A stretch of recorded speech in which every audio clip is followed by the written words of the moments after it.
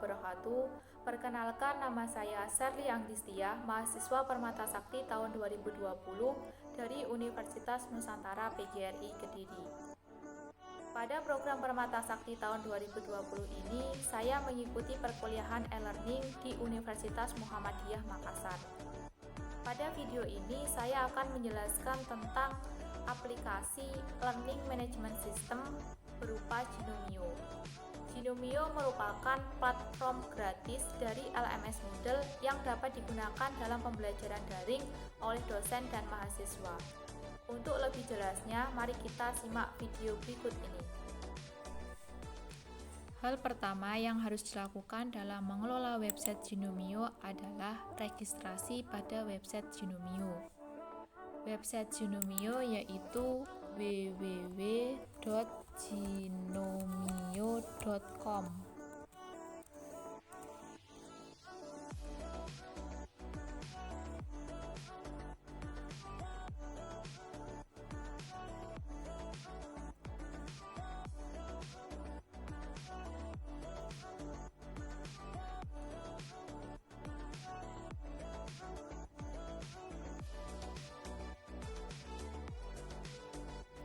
Ini merupakan tampilan website Gnomio.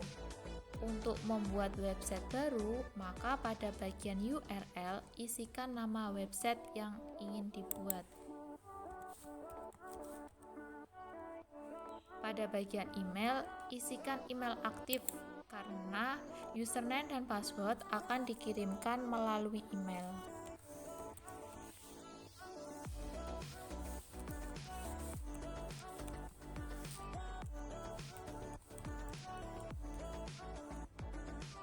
Pilih bahasa yang diinginkan. Saya pilih bahasa Inggris. Centang pada bagian ini, kemudian klik Create Site. Karena saya sudah membuat halaman website barunya, maka langsung saja kita masuk website yang sudah saya buat, yaitu www.samad.gnomio.com.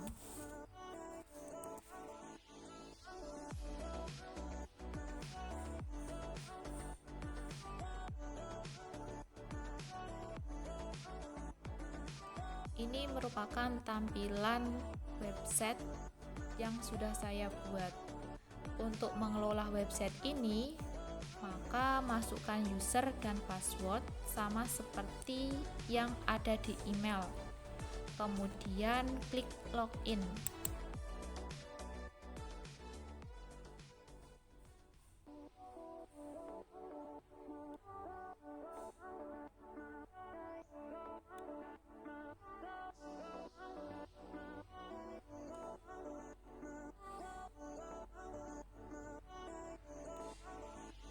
Ini merupakan tampilan website yang sudah saya buat. Untuk mengubah pengaturan website ini, maka kita bisa klik bagian Site Administration.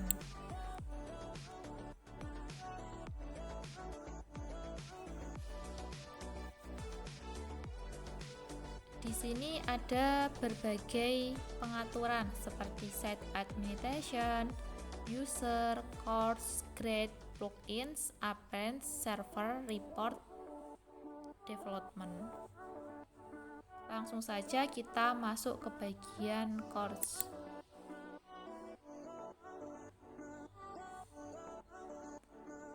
Untuk mengedit atau membuat course baru, maka kita bisa klik bagian Manage Course and Category.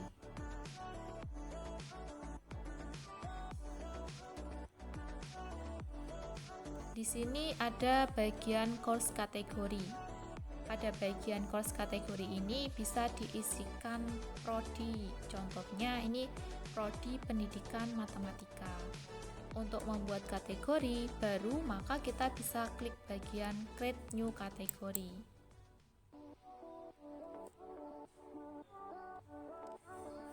Ini merupakan tampilan untuk membuat kategori baru. Contohnya kita beri nama kategorinya Prodi Pendidikan Matematika. Kemudian bisa mengisi ID number-nya, deskripsinya apa. Setelah melengkapi dialog ini, kita bisa klik create kategori. Tadi saya sudah membuat kategori Prodi Pendidikan Matematika. Langsung saja kita lihat kategori Prodi Pendidikan Matematika.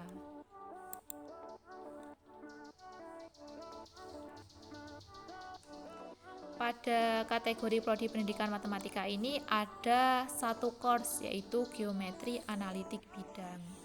Untuk membuat course baru, maka kita bisa klik Create New Course.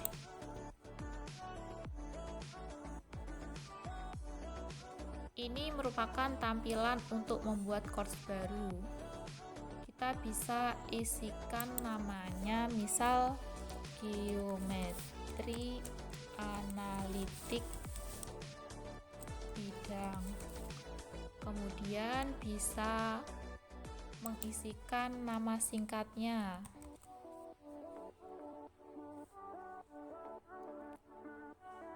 Terus ini ada kapan dimulainya pembelajaran dan kapan berakhirnya pembelajaran. Terus bisa diisikan deskripsinya, bisa menambahkan gambar untuk course yang dibuat, dan bisa melengkapi dialog-dialog yang lain. Kalau sudah melengkapi dialog-dialog ini, maka kita bisa klik bagian Save and Display. Tadi saya sudah membuat course Geometri Analitik Bidang. Langsung saja kita melihat course Geometri Analitik Bidang.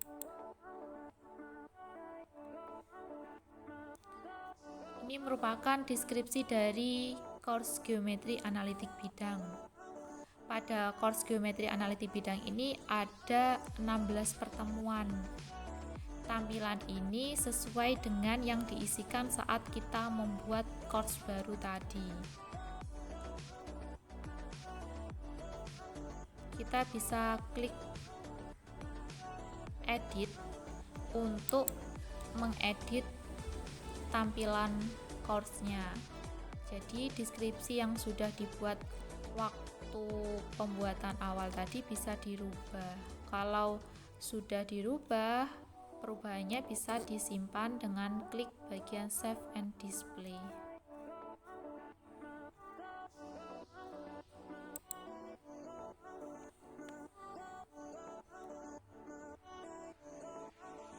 Ini merupakan tampilan course Geometri Analitik Bidang. Ada 16 pertemuan.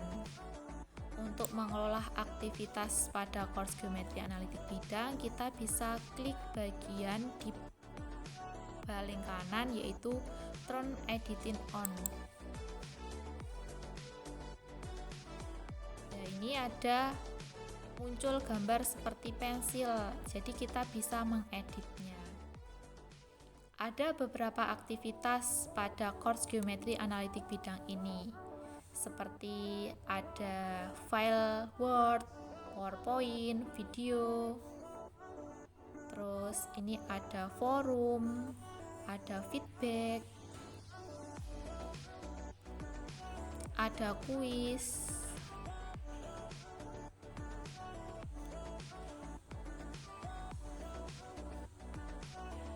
terus ada assessment. Gimana kita cara membuatnya ini? Kita bisa klik bagian Add an Activity or Resource. Ya, di sini ada beberapa aktivitas. Contohnya pada bagian activity ini ada assessment. Assessment ini seperti penugasan. Kemudian ada feedback. Di sini bisa digunakan untuk mengetahui kemampuan siswa setelah mempelajari materi yang sudah dijelaskan atau didiskusikan. Kemudian ada forum. Forum ini digunakan untuk diskusi materi. Kemudian ada kuis. Kuis ini digunakan untuk mengatur kemampuan siswa setelah mempelajari materi. Pada bagian resource ini ada file. File ini digunakan untuk melampirkan materi dalam bentuk Word, PowerPoint, PDF, maupun video. Kita coba melampirkan file. Ini merupakan tampilan untuk melampirkan file. Pada bagian nama bisa diisikan nama sistem koordinat kartesius. Lengkapi bagian deskripsi, upload file.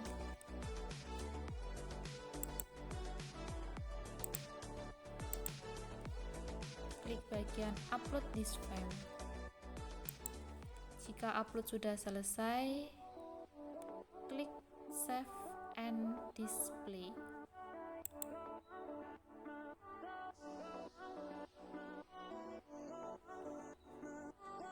Jika file yang dilampirkan berupa Word, akan muncul ikon Microsoft Office Word. Jika file yang dilampirkan berupa PowerPoint, maka akan muncul ikon Microsoft PowerPoint. Jika file yang dilampirkan berupa video, maka akan muncul ikon video. Selain melampirkan file, kita juga bisa membuat aktivitas, contohnya forum, dengan cara klik Add an activity or resource. Pilih forum. Ini merupakan tampilan untuk membuat forum. Pada bagian nama, isikan sistem koordinat kartesius. Lengkapi bagian description. Jika ingin menampilkan deskripsi pada halaman awal, bisa centang pada bagian display.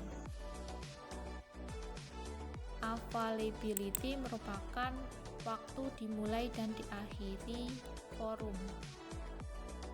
Ada juga bagian restrict access. Ini merupakan materi prasyarat yang harus ditempuh sebelum melakukan forum. Contohnya klik activity completion. Terus pilih syarat yang harus dipenuhi sebelum melakukan forum. Jika dialog-dialog ini sudah dilengkapi, maka bisa klik save and display.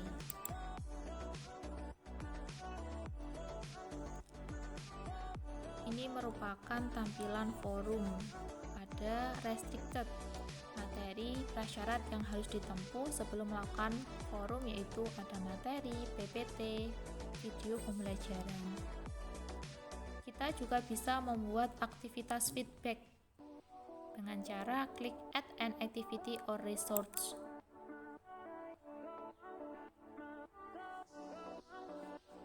Kemudian pilih feedback. Ini merupakan tampilan untuk membuat feedback. Pada bagian nama, isikan sistem koordinat kartesius. Lengkapi bagian description dan dialog lainnya. Klik save and display.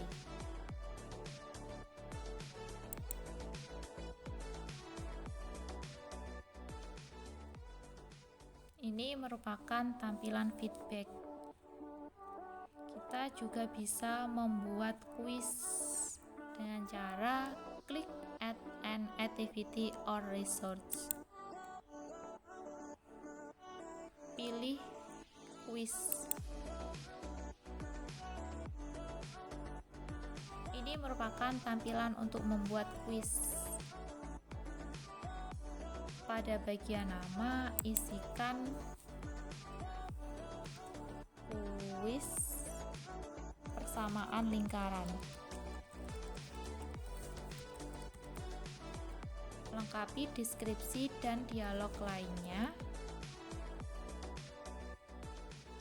Klik Save and Display. Ini merupakan tampilan kuis.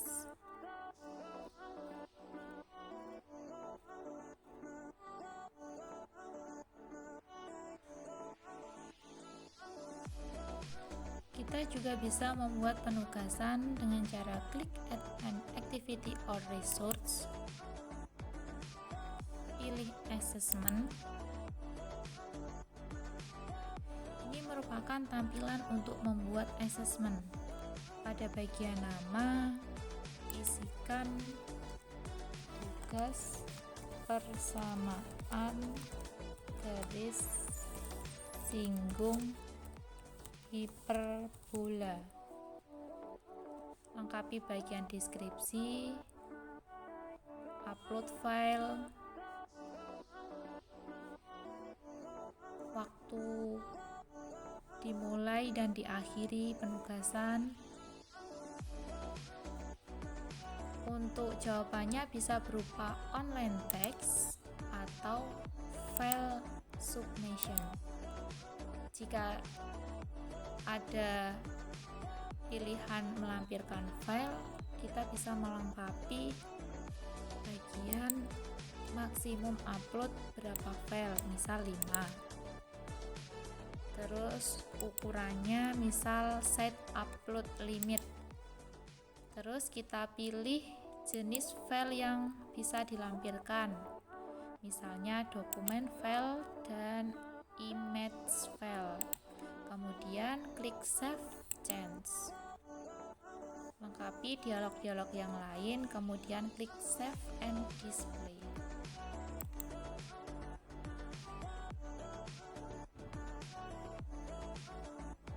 Ini merupakan tampilan assessment. Jika pengeditan sudah selesai, kita bisa klik Turn Editing Off.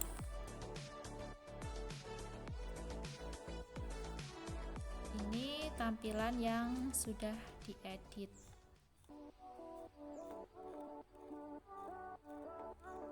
Kemudian pada pojok kanan atas ada profil pembuat. Kita bisa mengedit profil dengan cara klik edit profil. Ada nama pembuat, ada gambarnya. Kalau proses pengeditan sudah selesai, bisa klik update profil.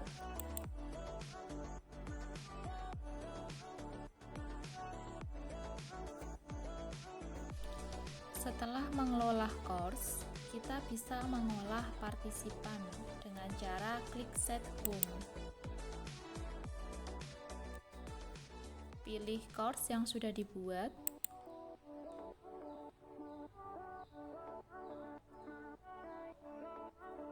Terus pada bagian paling kiri ada partisipan. Ini tampilan untuk partisipannya. Untuk mengikuti website ini, maka siswa harus membuat akun baru. Kita logout dulu dari website ini.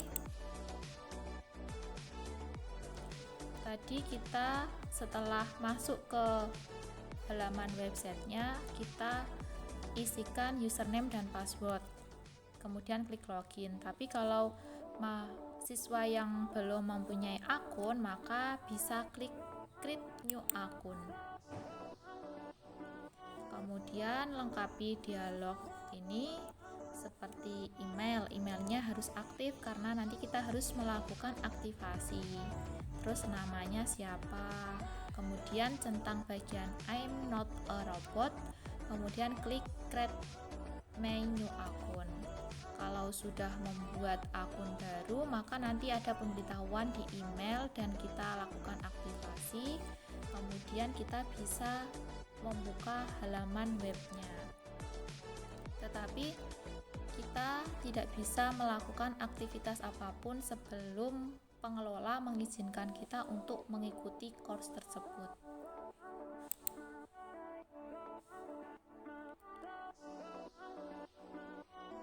Kita login lagi ke halaman websitenya.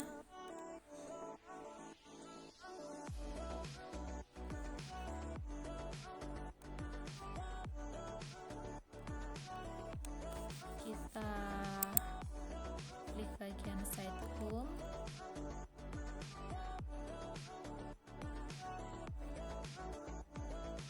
Klik bagian course yang sudah dibuat.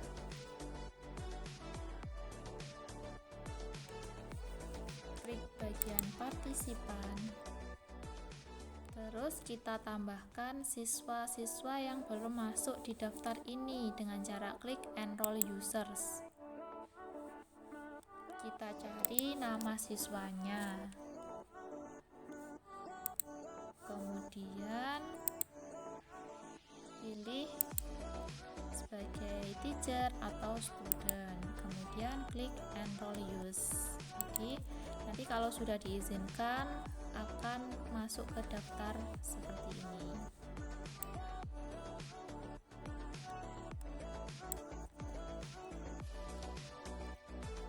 Kalau sudah, jika ingin keluar dari halaman website ini, kita bisa klik bagian pada pojok kanan atas, pilih logout.